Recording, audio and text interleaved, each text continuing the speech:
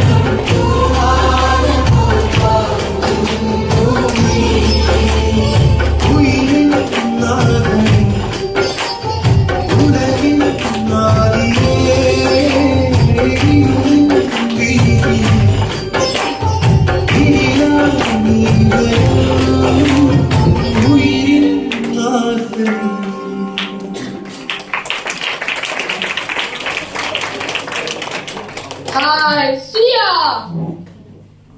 Gut gemacht, gut gemacht. എത്ര മനോഹരമായിട്ടാണ് നീ ഡാൻസ് കളിച്ചത്. Dankeschön, Sia. Dankeschön.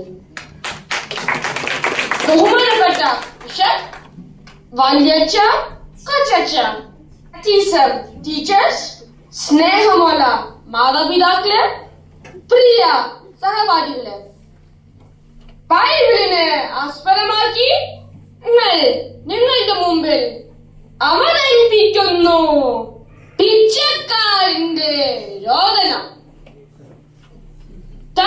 നോക്കൂ, ചെറുക്കോയിൽ നിന്ന് യേശു പുറപ്പെട്ടു കഴിഞ്ഞു.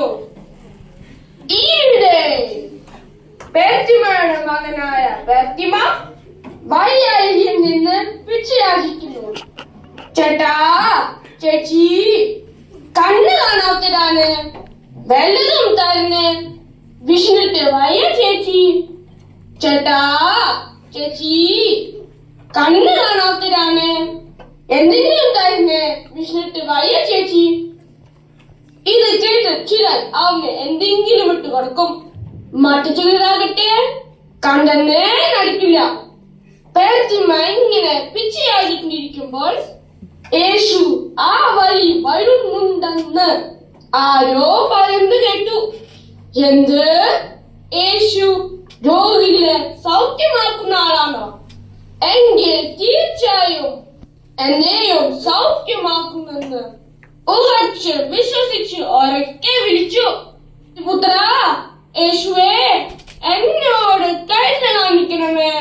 താഴ്പുത്ര യേശുവേ എന്നോട് കരുണ കാണിക്കണമേ. ഇത് കേട്ട ചിലർ അവനെ ശാസിച്ചു. മിണ്ടാതിരിക്കടാ. അപ്പോൾ അവൻ മുമ്പത്തെക്കാളും ഉറക്കെ വിളിച്ചു, താഴ്പുത്ര യേശുവേ എന്നോട് കരുണ കാണിക്കണമേ. പെരുത്തിമാരുടെ നിലവിളി കേട്ട് യേശു മടിസരിഞ്ഞ് അവിടെ നിന്നു. മുമ്പേ സാഹസിച്ചെടുത്തു പറഞ്ഞു, അവനെ എന്റെ അടുക്കൽ കൊണ്ടുവന്നോട്ടെ. മുമ്പേ സാഹസിച്ച് നാണിച്ച് അവന്റെ അടുക്കൽ ചെന്നു. നിന്നെ യേശു വിളിക്കുന്നു. എന്ത്? യേശു എന്നെ വിളിക്കുന്നു? അവൻ സന്തോഷം കൊണ്ട് വീർപ്പ് മുട്ടി പുതപ്പെല്ലാം വലിച്ചേർന്ന് തപ്പി തടഞ്ഞ് യേശുവിന്റെ അടുക്കൽ ചെന്നു. മകനെ, ഞാൻ നിനക്ക് എന്ത് നൽകണം? റബി, നീ എനിക്ക് കാഴ്ച നൽകണമേ. പോകാം, നിന്റെ വിശ്വാസം നിന്നെ രക്ഷിച്ചിരിക്കുന്നു എന്ന് പറഞ്ഞതും പെരുത്തിമാരുടെ കണ്ണുകൾ തുറക്കപ്പെട്ടു. ഹായ്, എന്ത് മനോഹരമായിരിക്കുന്നു. എനിക്കിപ്പോൾ എല്ലാം കാണാം.